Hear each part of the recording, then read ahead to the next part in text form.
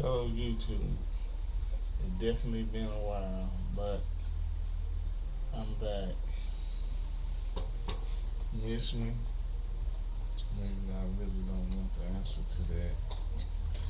But anyway, I'd like to continue what I started last year, sovereignty or captivity, your choice.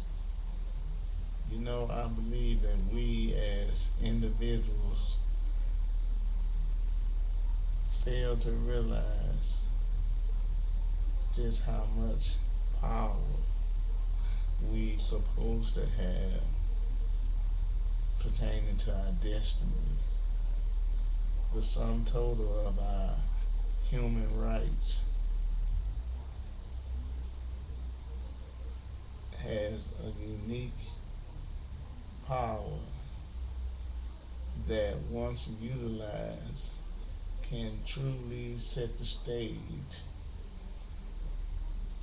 whereby the essence of your destiny is as clearly seen as the things you witness and experience through the daily interactions that occur between you and people that you come in contact with. Now, the decision of Bernice King, the daughter of the late Dr. Martin Luther King Jr., made a critical decision, and she's to be commended for the decision she made. I mean, it took a degree of courage and a total resolve that I believe most people don't truly recognize or value. Now, she went against the popular tide of societal wishes in making that decision. It was a decision that I don't believe she regret in the slightest. Now, they might say, people, naysayers, people that have their own definition of reality, which is their right. It can either be a handicap, their definition of reality can either be a handicap or an access. It is strictly determined by their concept of reality. But the decision she made contribute to her being released or separated from a burden that would have spiritually destroyed her. I'm fairly certain of that. It would have been fully, personally unfortunate for her to have decided to utilize her talents towards the restoration of the Southern Christian Leadership Council. It would have been disastrous for her if she decided to utilize her talents towards that end. Now, her father played a major role in the creation of the Southern Leadership Christian Council, an organization that they say made inroads in the area of a civil rights march on Washington, the various other endeavors that they believe made an impact on black life in America. I'm inclined not to agree with that. because when you put it in context to the conditions and the set of circumstances that exist for black people, I don't believe too much of an impact was made. Now, some might believe that an impact was made, and many probably don't believe an impact was made. And I believe the civil rights leadership played a part in them two particular manner of thinking, because they fail to utilize and pass on the experiences of that time to their children to such an extent where their children would have passed it on to those that came after them. It was complete unconditional surrender that resulted in the plight of black people being as prevalently destructive as it is to this day. Their failure to utilize the momentum of what was initiated through the civil rights movement of Martin Luther King Jr. have resulted in the decay and the decline of people of African descent in this nation. The danger that it posed towards people of African descent is understated. It is irrefutably denied and all but ignored by those that retain positions of leadership. They are strictly in survival mode, even as I speak. They are trying to solidify the power that they believe they have just to sustain themselves. They are more committed to sustaining and solidifying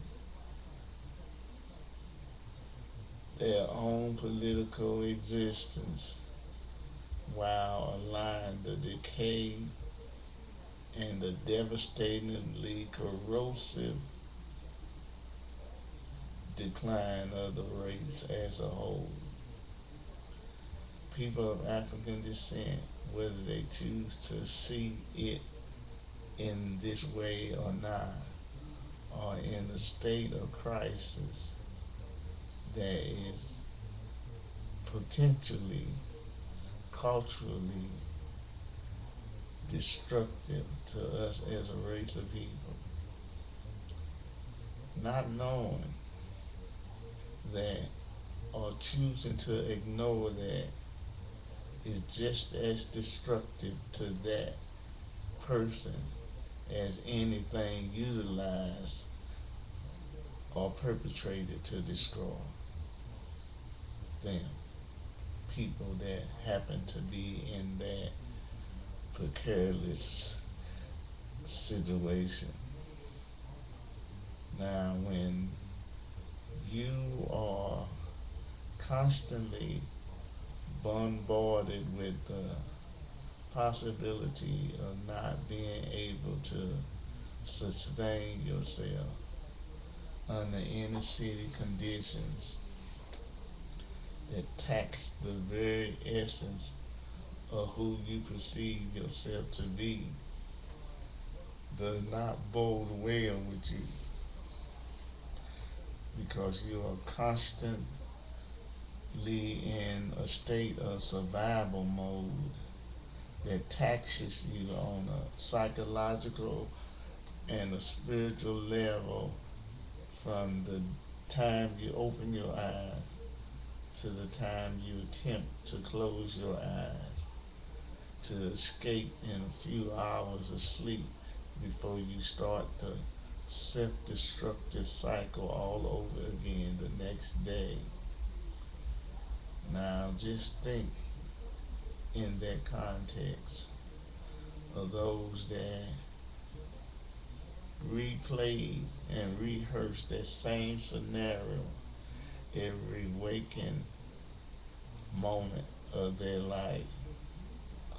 Just think of the number of people that were not able to see the end of that day, the end of that week, the end of that month, due to the homicidal, genocidal environment of death that has surrounded and laid siege to the inner city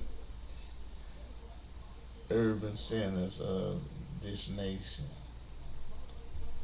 Survival mode, just that alone is psychologically taxing to the mental faculties and the spiritual essence of what that particular state of circumstances perpetrate against you. I mean, you constantly on guard, constantly dreading the confrontation that is unavoidable. It is unavoidable due to the fact that you know that at some point in your life that you are going to be confronted. You're going to be confronted with a life or death set of circumstances that you have attempted to avoid at all costs. Now, people who don't live under them circumstances can't even begin to imagine what them circumstances are like.